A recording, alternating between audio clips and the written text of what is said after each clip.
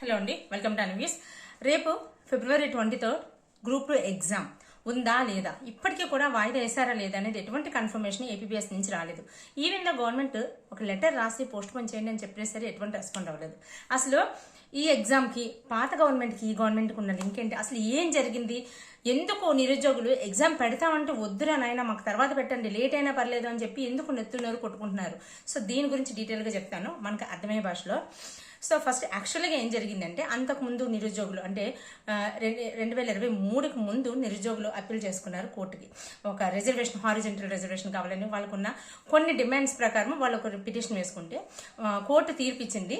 దాని ప్రకారము కోర్టు తీర్పు ప్రకారం అప్పట్లో ఉన్న వైఎస్ఆర్సీపీ గవర్నమెంట్ ఏం చేసిందంటే జీవో 77 తీసుకొచ్చారు. ఇందులో ఏంటంటే ఈ రోస్టర్లోని కొన్ని చేంజెస్ తీసుకొచ్చారు అన్నమాట. ఏంటంటే ఒకటి హారిజెంటల్ రిజర్వేషన్ ఉంటుంది. ఇటుపైన అంటే 2023 నుంచి రిలీజ్ అయిన నోటిఫికేషన్స్ కానీ అటుపైన వచ్చే నోటిఫికేషన్ ఏమైనా సరే తర్వాత ఏ నోటిఫికేషన్స్ వచ్చినా సరే జీవో నెంబర్ 77లో ఉన్న మోడిఫికేషన్స్ చేంజెస్ ద్వారానే రిక్రూట్మెంట్ చేసుకోవాలి అని చెప్పి జీవో నెంబర్ 77 అమలులోకి తీసుకొచ్చారు.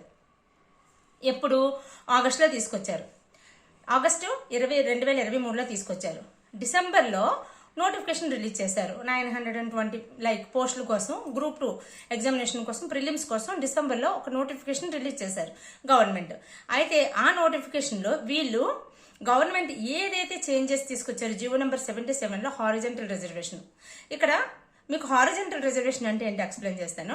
సో హారిజెంటల్ రిజర్వేషన్ అంటే లేడీస్కి కానీ, లేదంటే ఒక డిజబిలిటీస్ ఉన్న పర్సన్స్కి కానీ, లేదు అంటే ట్రాన్స్జెండర్స్ కానీ వీళ్ళకి కొన్ని సీట్స్ని పక్కన పెడతారన్నమాట. అంటే వీళ్ళకి సెపరేట్ రిజర్వేషన్ అన్నట్టు. సో దీన్ని హారిజెంటల్ రిజర్వేషన్ అంటారు. సో వీళ్ళు దాంట్లో ఏ కొన్ని చేంజెస్ తీసుకొచ్చారో, ఏంటంటే కండిషన్స్ పెట్టారు, ఇవన్నీ కూడా జీవో నెంబర్ 77లో పెట్టారు. అయితే అవి తీసుకొచ్చిన చేంజెస్ కానీ ఏమీ కూడా ఈ నోటిఫికేషన్లో ఎక్కడా కూడా మెన్షన్ చేయకుండా నోటిఫికేషన్ రిలీజ్ చేసేసారు అనమాట. సో ఈ నోటిఫికేషన్ ఇలా రిలీజ్ చేసేసరికి అప్పట్లోని ప్రిలిమ్స్ రాయడానికి ఉన్న అభ్యర్థులు అప్పట్లోనే గోల్ చేశారు, మాకు నోటిఫికేషన్ ఇలా రిలీజ్ చేసేసారు, సో రోస్టర్లో వచ్చిన చేంజెస్ ఏవి కూడా ఇక్కడ పెట్టలేదు, మాకు రోస్టర్లో చేంజ్ చేసి పెట్టండి, రోస్టర్లో చేంజ్ చేసి నోటిఫికేషన్ రిలీజ్ చేయండి అని చెప్పి అప్పటి గవర్నమెంట్ని నిరుద్యోగులందరూ కూడా ఎవరైతే గ్రూప్ 2 ఎగ్జామ్ రాస్తున్నారో స్టూడెంట్స్ అందరూ కూడా వాళ్ళు రిక్వెస్ట్ చేశారు. కానీ వాళ్ళు ఏం చేశారు అంటే ఫిబ్రవరిలోని ఎగ్జామ్ కండక్ట్ చేస్తారు. ఎందుకని ఎందుకని కాలంలోని వాళ్ళు కూడా గవర్నమెంట్కి ఎలక్షన్స్ వస్తున్నాయి. ఒకవేళ ఇప్పటికీ కూడా ఒక ఎగ్జామ్ కూడా కండక్ట్ చేయకపోతే ఇంకా పరువు పోతుంది, ఎటువంటి గ్రూప్ 2 ఎగ్జామ్ కండక్ట్ చేయలేదని చెప్పేసి అది ఎలక్షన్స్ ప్రభావం ఏమైనా దాని మీద పడుతుందేమో అని చెప్పేసి స్టూడెంట్స్ వాళ్ళు ఎంత నెత్తి నోరు కొట్టుకుంటున్నా సరే ఎగ్జామ్ని కండక్ట్ చేసేసారు. ఫిబ్రవరిలో ప్రిలిమ్స్ ఎగ్జామ్ కండక్ట్ చేశారు. సో అయిపోయింది. దాని తర్వాత మనకు తెలుసు మన కూటమి ప్రభుత్వం వచ్చింది. వీళ్ళు ఇప్పుడు నోటిఫికేషన్ రిలీజ్ చేశారు. ఈ నోటిఫికేషన్ రిలీజ్ చేసినప్పుడు కూడా సో అప్పుడు తప్పులు జరిగాయి, అప్పుడు స్టూడెంట్స్ గోల్ చేశారు. అప్పుడు నారా లోకేష్ గారు కూడా స్టూడెంట్స్కి హామీ ఇచ్చారు, మేము సరిదిద్దుకుంటాం, మేము చేస్తాము, మేము ఉద్యోగాలు ఇస్తాము అని చెప్పేసి రకరకాల హామీలు ఇచ్చారు. సో మరి ఇప్పుడు ఇక్కడికి వచ్చినప్పుడు ఈ ప్రభుత్వం కూడా ప్రిలిమ్స్ కండక్ట్ చేసిన నోటిఫికేషన్లో ఎటువంటి చేంజెస్ చేయకుండా, సో మేబీ అది ఏపీఎస్ చేసిందా లేదు అంటే గవర్నమెంట్ చేశారా, ఏదైనా సరే సేమ్ అదే నోటిఫికేషన్ని మళ్ళీ రిలీజ్ చేస్తారు మెయిన్స్ కోసం. సో ఈ మెయిన్స్ కోసం నోటిఫికేషన్ రిలీజ్ చేసిన దగ్గర నుంచి కూడా నిరుద్యోగులు గోల్ చేస్తూనే ఉన్నారు. దీనికి పిటిషన్ కూడా వేసుకున్నారు. అది మార్చి 11న హైకోర్టు నుంచి వస్తుందన్నమాట. సో అప్పటి వరకైనా వెయిట్ చేయండి అని చెప్పేసి వాళ్ళు అడుగుతున్నారు. అయినా సరే ఇప్పుడు ఫిబ్రవరి 23 ఎగ్జామ్ ఉంది అని చెప్పేసి చేసేసరికి నిరుద్యోగులందరూ ఇంకేం చేయాలో తెలియక నడు రోడ్డు మీదకి వచ్చారన్నమాట. సో అయితే ఆ రోస్టర్లో ఉన్న జీవో నెంబర్ 77 ప్రకారం ఉన్న చేంజెస్ అవన్నీ కూడా అప్లికబుల్ చేసి పెట్టండి అని.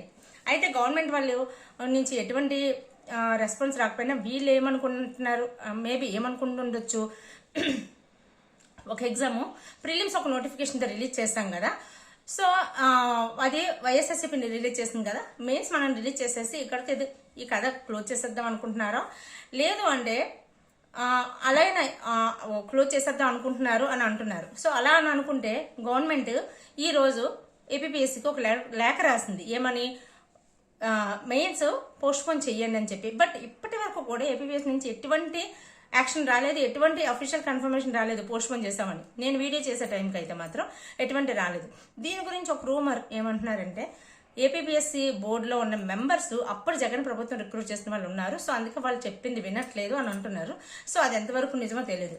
సో అయితే ఇక్కడ గవర్నమెంట్ సరి చేసుకోవాలి అని అనుకుంటే స్టార్టింగ్లోనే ప్రిలిమ్స్ ఎగ్జామ్ పాత గవర్నమెంట్ అంటే వైఎస్ఆర్సీపీ గవర్నమెంట్ కండక్ట్ చేసింది. దాని తర్వాత జీవో నెంబర్ 77 ప్రకారము రిజల్ట్ డైరెక్ట్గా ఇచ్చేయకుండా జీవో నెంబర్ 77లో ఉన్న రోస్టర్ విధానంలో చేంజ్ చేసి అప్పుడు రిజల్ట్ ఇవ్వండి అన్నా సరే ఎటువంటి చేంజెస్ చేయకుండా కూటమి ప్రభుత్వం రిజల్ట్ ఇచ్చేస్తుంది. సో ఒకవేళ రోస్టర్లో ఉన్న కండిషన్స్ ప్రకారం చేంజెస్ చేస్తే కొంతమంది అందులో సెలెక్ట్ అయ్యే ఛాన్సెస్ చాలా చాలా ఉంటాయి. సో దాని గురించి వీళ్ళు ఇంత గోల్ చేస్తున్నారు. ఇప్పుడు కూడా ఎటువంటి చేంజెస్ చేయకుండా మెయిన్స్ కూడా ఇచ్చేస్తుంటే వాళ్ళు ఇంతగా గోల్ చేయడానికి ఇదనమాట. నిజం చెప్పాలంటే ఎన్నో సంవత్సరాలు కష్టపడతారండి గ్రూప్స్ కానీ సివిల్స్ కానీ ప్రిపరేషన్కి. ఎక్కడెక్కడికో వెళ్తారు, కోచింగ్లు తీసుకుంటారు. అసలు ఎలా ఉంటుందంటే విపరీతమైన ప్రెజర్తో ఉంటారు. ఇంట్లో కానీ చుట్టూ ఇంటి పక్కల వాళ్ళు కానీ సమాజంలో కానీ ఏదైనా సరే రకరకాల ప్రెజర్తో ఉంటారు. అసలు ఒకవేళ ఏదైనా ప్రైవేట్ జాబ్ చేస్తూ ప్రాక్టీస్ చేద్దామంటే టైం సరిపోదు.